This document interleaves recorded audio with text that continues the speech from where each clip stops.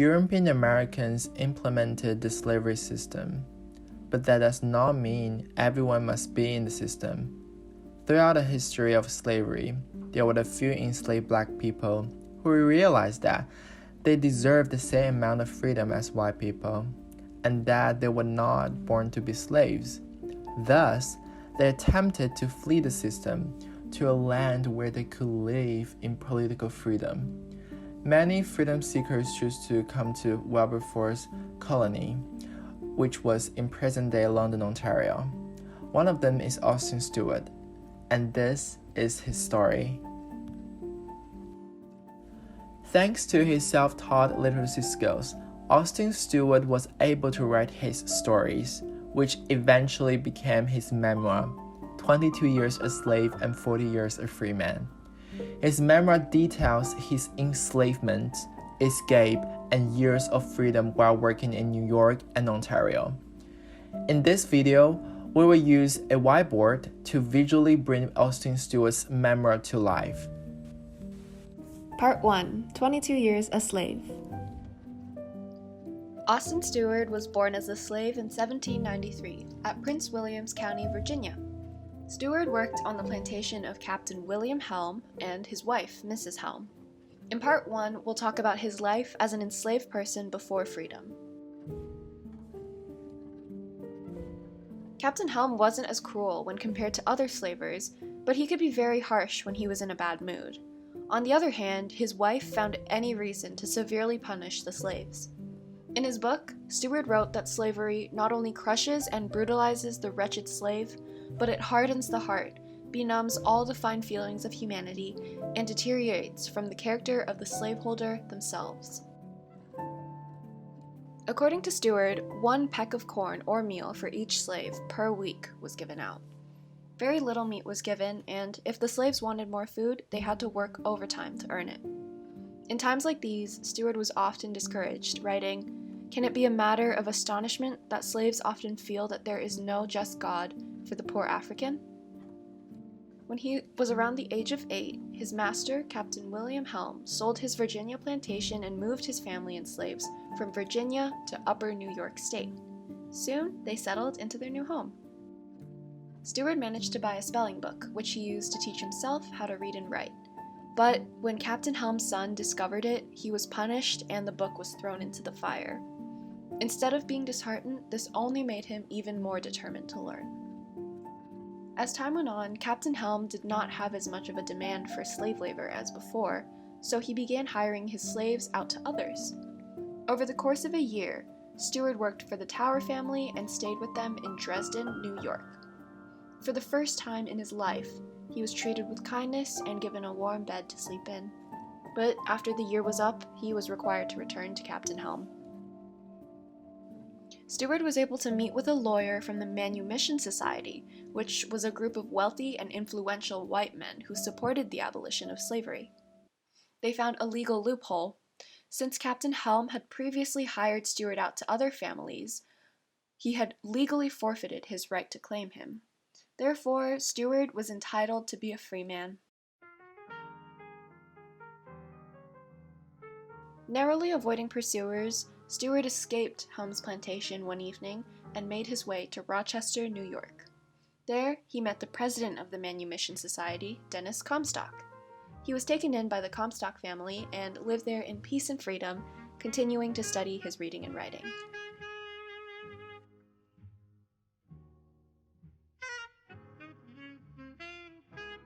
Part 2. Free Man from America to Canada.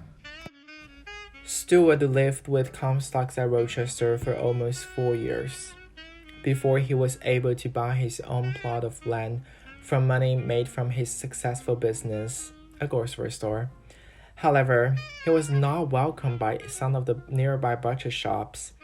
In his memoir, he wrote that sometimes they tore down his sign, others painted it black.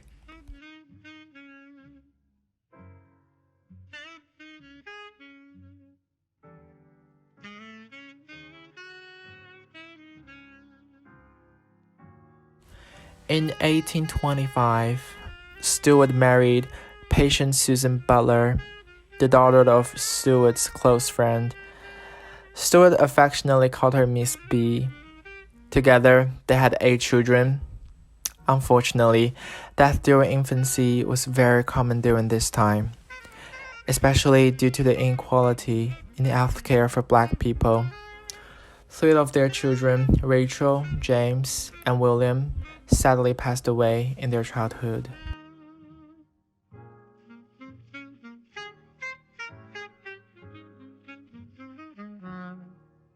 As time went on, despite his entrepreneurial success, Stewart began to think about leaving New York to go to Canada. He would be very doubtful and get bad dreams about leaving.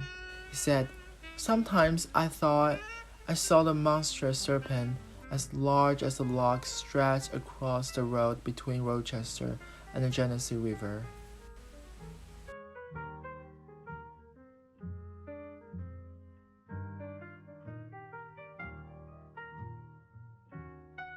In the end, Stewart decided that he wanted to try to do some good to be of some little service in a great cause of humanity.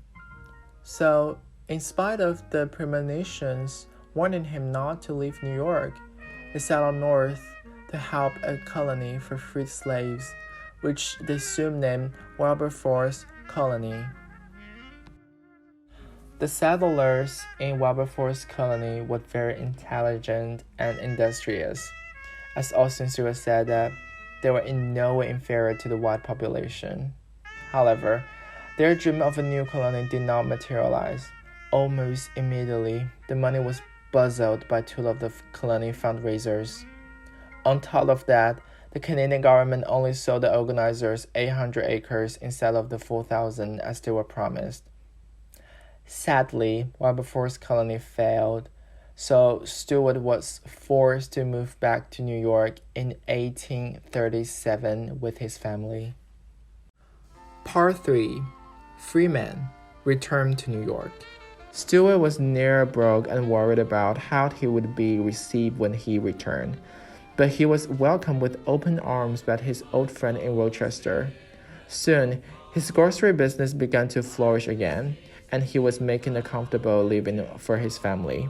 One night, Stewart was awoken by news that his shop had burned down.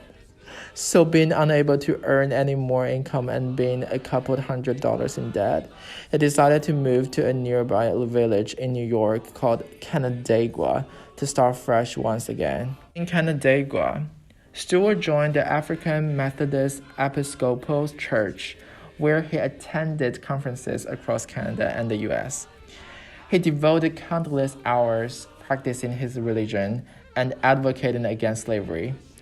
At one conference in Hamilton, Ontario, he was amazed by the number of thriving fugitive slaves that were living there, in much better conditions than New York. As Austin Stewart got older, he stopped traveling as much with the church, but still practiced his activism locally. In 1857, he published his autobiography, 22 Years a Slave and 40 Years a Free Man. The book was a great success. Stewart spent the remainder of his life in Canandaigua and passed away of typhoid fever in 1869.